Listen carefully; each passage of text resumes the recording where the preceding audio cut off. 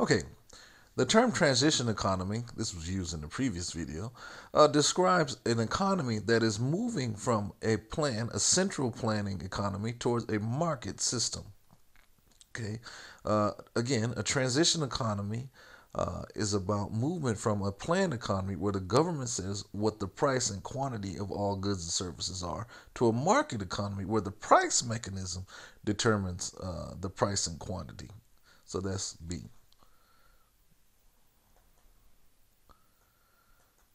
This is very similar to the previous video. In the diagram, the JK is a country's production possibility curve. Okay, in the previous video, it was agriculture and industrial goods. But this time, look how Canberra changed it. Look at the pattern. The pattern here is they changed it. They used the same idea, and what they have now is good Y and good X, good generic. So at this point, M, I have used all good Y and zero good X. At this point here, I have used all good X and none of good Y. Okay, here I use 50% good X, 50% good Y, 80% good X, 20% of good Y, 80% of good Y, 20% of good X. So this is all the possible combinations of good X and good Y. So this question is, what would cause the curve to shift to LM? Oh, okay. So camera changed it a little bit. In this example, they shift outwards. JK, the inside one, is the production's possibility curve. This question asks what causes the curves to shift to LM, to shift outwards. Okay? So the correct answer here is B, a decrease in the unemployment rate. Okay? A decrease in the unemployment rate means that people are working more. Okay? Which will allow this line to shift outwards. A decrease in the participation rate will cause the line to shift. A decrease in the participation rate will shift inwards because people aren't participating. C, an increase in the dependency ratio, that has nothing to do with this. An increase in the population of working age. Okay, yes, the of working age, the population of working age, but they may not be in this particular sector. So unemployment rate, a decrease in an unemployment rate would definitely affect this one. Okay, moving on. Number 3, what is the opportunity cost to a fully employed economy of increasing capital investment? Well, that again is A, and I did that on a previous video.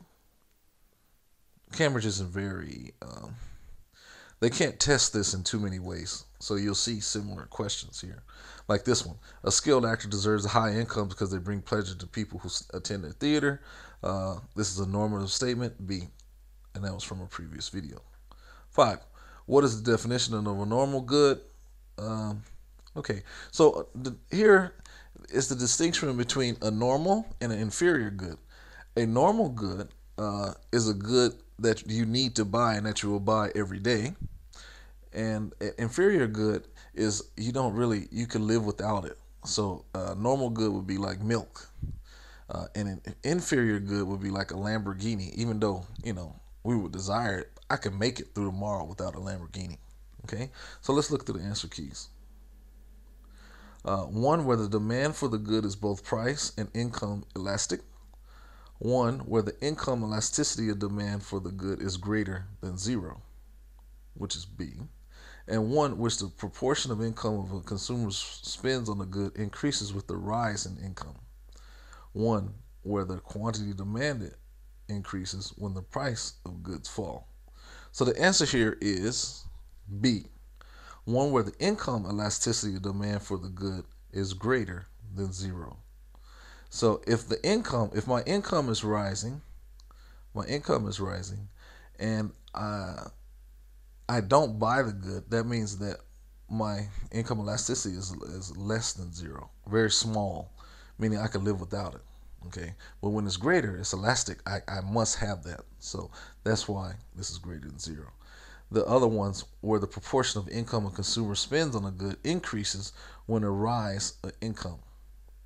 That's not the correct answer because it doesn't talk about the income elasticity of demand.